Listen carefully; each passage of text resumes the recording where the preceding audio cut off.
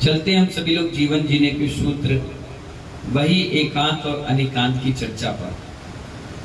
महानुभाव, एक मंदिर जब हम बनाते हैं तो हमें बहुत सारी चीजों का उपयोग करना पड़ता है। मिट्टी भी चाहिए पड़ती है, सीमेंट भी चाहिए पड़ता है, ईंट गिट्टी रेत की भी आवश्यकता पड़ती है, सरिया की भी आवश्यकता पड़ती है। कोई विनोद जी कहे कि मंदिर मैं अकेले ही बनवा दूंगा तो वो कभी नहीं बनवा सकता। हर चीज की आवश्यकता पड़ती है रानू भाई, तब जाकर के एक सुंदर मंदिर बनकर तैयार होता है। इसी प्रकार अगर कोई कहे कि नहीं एकांत से ही सब कुछ काम हो जाएगा तो नहीं, आचार्य कहते हो मिथ्या दृष्टि है, अनेकांत को साथ में लेकर चलना ही पड़ेगा। एक पैर से कोई चलने लायक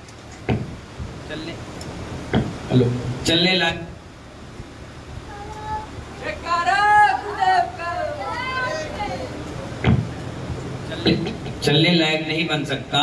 दोनों पैरों का इस्तेमाल करना पड़ता है। एक आंख से भी आप देख नहीं सकते, दिख तो जाएगा लेकिन एक तरफ का दिखेगा, दूसरी तरफ का नहीं। तो आचार्य कहते हैं हमेशा अनेकांत को लेके चलते रहो। लंदन में 1934 में एक किताब छपी थी, कोमलचंद जी कहां पर छपी थी? लंदन में 1934 में एक किताब छपी थी।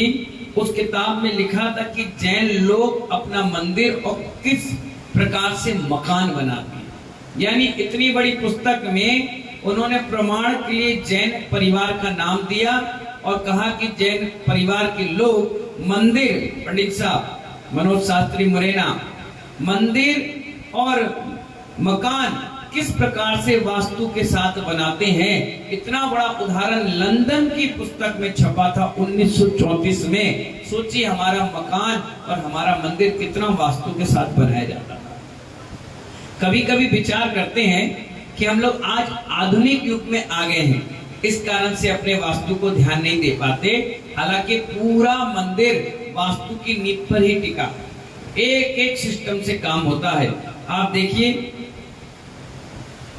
जब आप किसी कार बनाने की फैक्ट्री में जाएंगे, कार होती है ना फोर व्हीलर, नीरू भाई समझ में आ रहा है ना? हाँ, 4 पहियों की गाड़ी जो होती है, जब कभी उसकी फैक्ट्री में आप जाएंगे राकेश मास्टर साहब, तो आपको वहां नजर आएगा। मैं भी गया था देखने के लिए। यहाँ पर आप हीरो होंडा की फैक्ट्री थी बहुत बड़ी, दाड़ूहेड़ा हरियाणा में, मारुति का बहुत बड़ा शोरूम था। जब हम लोग वहां देखने के लिए गए तो उसमें कई लोग कह रहे महाराज जी ये क्या है बताइए। हमने भी पूछा है भैया बताओ क्या है, कैसा सिस्टम है? तो 7000 पार्ट। कपूरे दादा कितने पार्ट? 7000 छोटे बड़े सारे पार्ट लगे हुए थे, टंगे हुए थे। हमने पूछा ये क्या है? बोले महाराज श्री ये 7000 जो पार्ट हैं, इसमें 72 घंटे तक पेट्रोल दिया जाता है और पेट्रोल देने के बाद ये 72 घंटे तक कंटिन्यू चलते हैं। अगर 72 घंटे कंटिन्यू चल जाएंगे तब जाकर किसी गाड़ी में इसको फिट किया जाएगा। अगर ये कोई नहीं चलेगा तो इसको अलग कर दिया जाएगा, अनफिट पार्ट कहलाएगा। मैंने कहा अच्छा, इतना देर तक इतना परफेक्ट देखा? बोले हाँ, एक भी पार्ट गड़बड़ लग जाएगा तो गाड़ी हमारी आगे चल ही नहीं सकती। मैंने कहा बहुत बढ़िया। मैं बेंगलोर गया, बेंगलोर में जहां हवाई जहाज बनती है उस फैक्ट्री में देख करके आया। तो वहां पे मालूम है महानुभाव, उस फैक्ट्री में जब गया देखने के लिए तो वहां भी 5 लाख पार्ट लगे हुए थे और 72 घंटे तक कंटिन्यू चल रहे थे। कंटिन्यू पेट्रोल डाला जा रहा था और वो चलता चला जा रहा था। एक भी पार्ट अगर गड़बड़ हो जाएगा तो हवाई जहाज उड़ने लायक नहीं रहेगा, कैंसिल हो जाएगा। इसी प्रकार जब आपको मोक्ष मार्ग में जाना है तो हमें भी सारे पार्ट बिल्कुल परफेक्ट रखना पड़ेगा। अगर एक भी पार्ट आपका गड़बड़ हो गया, एक भी लेस्या, एक भी गुणस्थान, एक भी मार्गणा, एक भी विचार हल्के से भी गड़बड़ हो गए तो आपका भी हवाई जहाज वहां नहीं उड़ने वाला। आचार्य ने कहा इसी प्रकार वास्तु है, इसी प्रकार मंदिर है, इसी प्रकार हमारा घर है और इसी प्रकार हमारा जीवन है। एक भी पार्ट गड़बड़ हो गया तो वो क्या कहलाता है?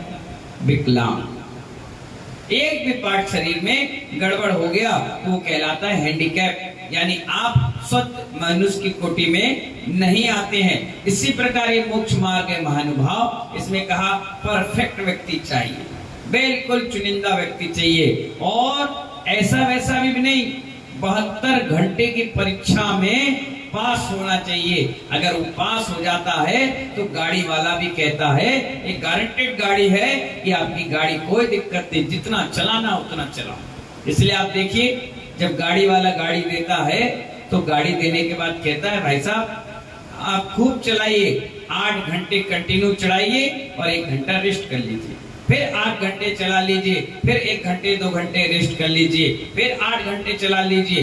इस प्रकार आप जब 27 घंटे गाड़ी ड्राइव के लिए जाओ तो 24 घंटे चलाओगे तो आपको कोई दिक्कत और परेशानी नहीं आएगी, बस 3 घंटे इसको रेस्ट दे देना। इतनी गारंटी कब लेता है? जब 72 घंटे पार्ट कंटिन्यू चालू रहती है। इसी प्रकार मोक्ष मार्ग में गारंटी कब लेते हैं? जब आपके परिणाम 3 टाइम कंटिन्यू सामायिक में, 3 टाइम प्रतिक्रमण में और स्वाध्याय में लगे रहेंगे, तब गारंटी दी जाती कोमल चंद जी कि हाँ ये व्यक्ति मोक्ष मार्ग के लिए परफेक्ट है, चलो इसको मोक्ष मार्ग पर आगे बढ़ा दिया जाए। और जो व्यक्ति परफेक्ट नहीं होता है वो इसी संसार में पैदा हुआ और इसी नरक और निगोद की यात्रा में निकल जाता है, ना जाने कितने भवों तक भटकता है। इसलिए महानुभाव कल एक जीव ने 72 घंटे के पाठ को सुंदर तरीके से जीवंत जी लिया और कल उन्होंने परिनिर्वाण को प्राप्त कर लिया, मोक्ष को प्राप्त कर लिया। तो कल सुबह हम सभी लोग उस मोक्ष कल्याण की बहुत सुंदर पूजा करेंगे, भगवान पार्श्वनाथ का निर्माण महोत्सव मनाएंगे और मोक्ष मार्ग जो उन्होंने हम सबको सिखाया बताया है उसका गुणानुवाद करते हुए बहुत सुंदर लाडू चढ़ाएंगे, पूजा करेंगे, भक्ति आराधना के साथ उनकी आरती करेंगे और शाम के भगवान की भव्य महा आरती करने के साथ इस कार्यक्रम को समापन करेंगे। ये कार्यक्रम आप सभी लोग एक दूसरे को बता देना और खूब खुशी खुशी आनंद के साथ आप इस कार्यक्रम को करना, मेरा बहुत बहुत आशीर्वाद है। पानी के लिए घबराना नहीं, क्योंकि जब भगवान मोक्ष गए थे तब भी महानुभाव पुष्पवर्षा हुई थी।